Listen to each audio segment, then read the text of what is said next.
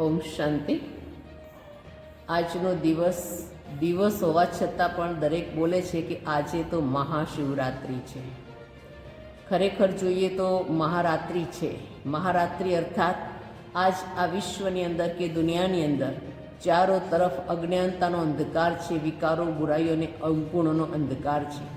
અને એ જ બુરાઈઓ રૂપી અંધકાર કે વ્યસનો અને અવગુણો રૂપી અંધકારને દૂર કરવા માટે પરમાત્મા સ્વયં આ સૃષ્ટિ ધરા ઉપર પ્રગટ થયા છે. અને એટલે કહેવાય છે કે મહાશિવરાત્રિ, રાત્રિ મહાન છે.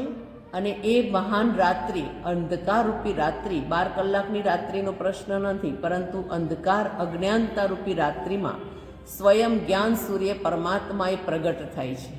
અને જ્ઞાન સૂર્ય પરમાત્મા વિશ્વ કલ્યાણકારી છે, જે સ્વયં આ સૃષ્ટિ ધરા પર પ્રગટ થાય છે.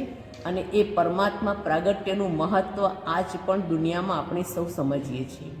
જેના આધારે આજ પણ જોઈએ છે કે જ્યાં પણ જ્યોતિર્લિંગના દર્શન કે પૂજન હોય, જ્યોતિર્લિંગનું મંદિર હોય ને પધરામણી હોય, તો ત્યાં જ્યોતિર્લિંગને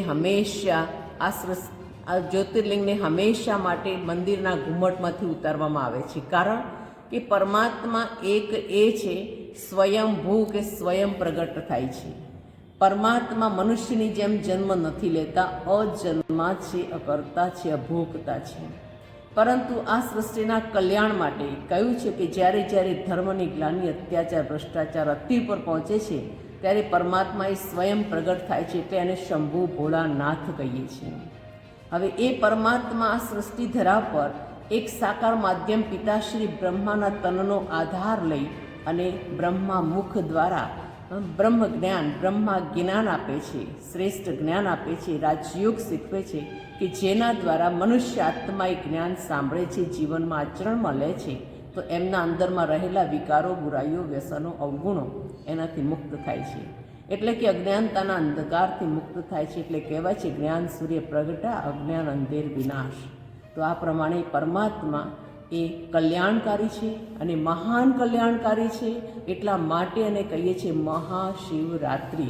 શિવ પણ મહાન, રાત્રિ પણ મહાન, અને આવીને વિશ્વનું કલ્યાણ કરે છે, એ પણ મહાન કાર્ય છે. માટે આ મહાશિવરાત્રિ ઉજવવામાં આવે છે, જેના પ્રતીક રૂપે આજે ભક્તો પણ વ્રત, પૂજા, જાગરણ વગેરે કરતા હોય છે.